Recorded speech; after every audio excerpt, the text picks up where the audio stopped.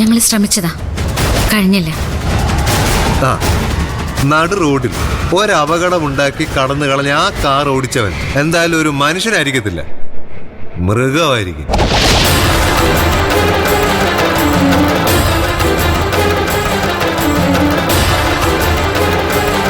അല്പമെങ്കിലും മനുഷ്യത്വമുള്ളവൻ ഒരിക്കലും അങ്ങനെ ചെയ്യില്ല.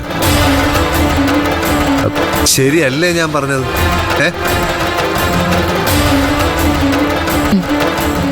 ശരിയാണ്. അന്നത്തെ ആ പരിഭ്രമം കൊണ്ട് നിർത്താതെ ഓടിച്ചുപോയി, അത് മനസ്സിലാക്കാം. എന്തുകൊണ്ട് പിറ്റേന്ന് അയാള് നിങ്ങളെ തേടി വന്നില്ല?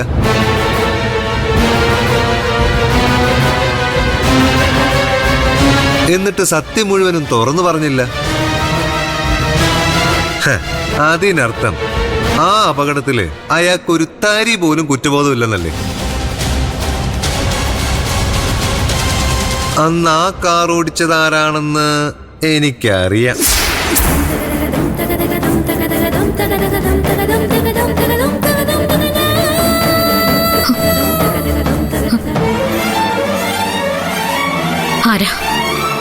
ആരാ അത് ചെയ്ത്? എനിക്കറിയണത് ആരാണെന്ന്. പേര് ഞാൻ പറയാം, പക്ഷേ അറിഞ്ഞാൽ എന്ത് ചെയ്യുമെന്നും കൂടി പറഞ്ഞാലേ ഞാനത് വെളിപ്പെടുത്തു.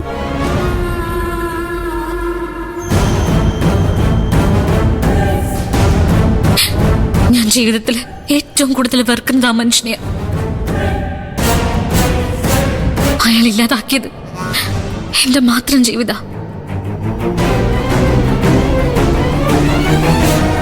എന്നെങ്കിലും ഒരിക്കലും അയാളെ നേരിട്ട് കണ്ട അയാളെ കൊന്നുകളയണമെന്ന് വരെ എനിക്ക് തോന്നിയിട്ടുണ്ട്.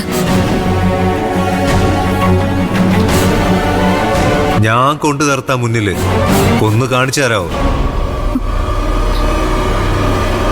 വേറെ ആരും അല്ല അത്. ദേ നിൽക്കുന്നു കൊലയാളി, ഡോക്ടർ നിരഞ്ജൻ.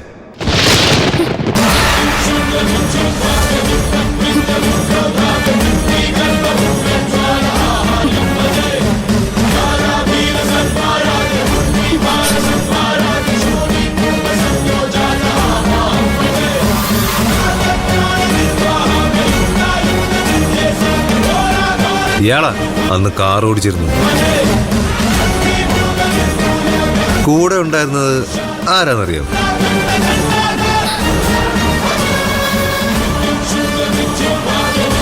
ഇയാളുടെ പ്രിയ പത്നി അക്ഷര.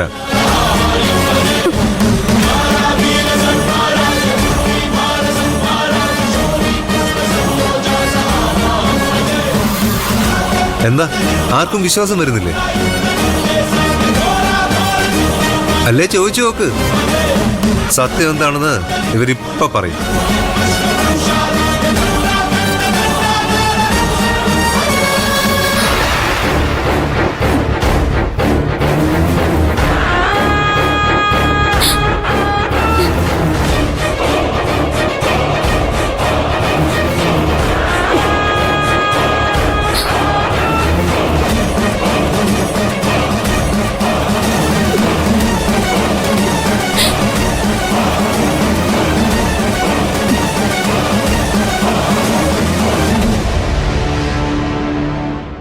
സത്യാണോ ഞാൻ കേട്ടത്?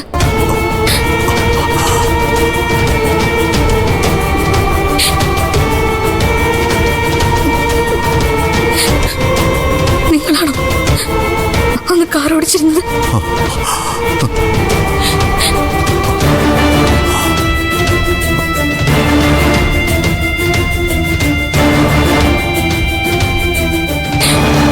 ഞാൻ ചോദിക്കുന്ന കേൾക്കുന്നില്ലേ? നിങ്ങളാണോ എന്റെ സുധിയേട്ടനെ കൊന്നെന്ന്?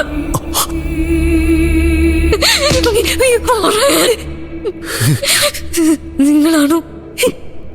സത്യം.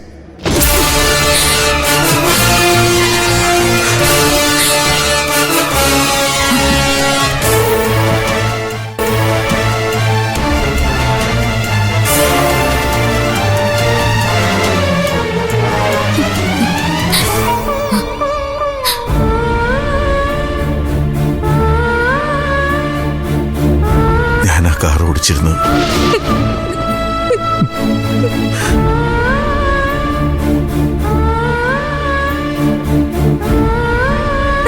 അപ്പോ ഇത്രയും കാലം എല്ലാരും കൂടി ചേർന്നെ പറ്റിക്കായിരുന്നല്ലേ?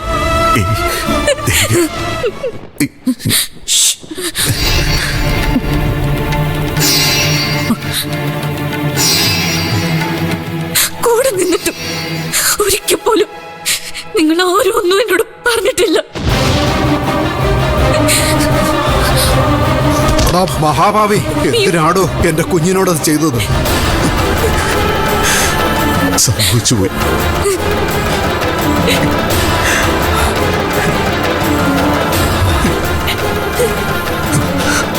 അങ്ങനൊരു അപകടം നടക്കുമെന്ന് സ്വപ്നത്തിൽ പോലും വിചാരിച്ചിരുന്നല്ല. വേണ്ട, ഒന്നും കേൾക്കട്ടെ എനിക്ക്.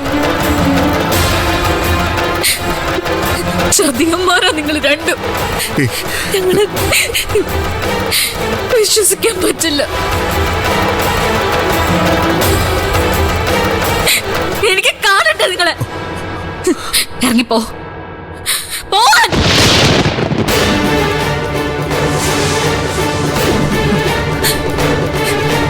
ആ, പോവാൻ വരട്ടെ. തീർന്നിട്ടില്ല. എന്തുകൊണ്ടാ അപകടം ഉണ്ടായേ? അതോ ഒരു അപകടം മാത്രമായിരുന്നോ അതോ മറ്റെന്തെങ്കിലും ആയിരുന്നു? അതിനുള്ള മറുപടി കൂടി പറഞ്ഞിട്ട് പോയാ മതി രണ്ടുപേരും. ഇത്രയും കാലം നീ എന്നെ ദ്രോഹിച്ചിട്ടേ ഉള്ളൂ.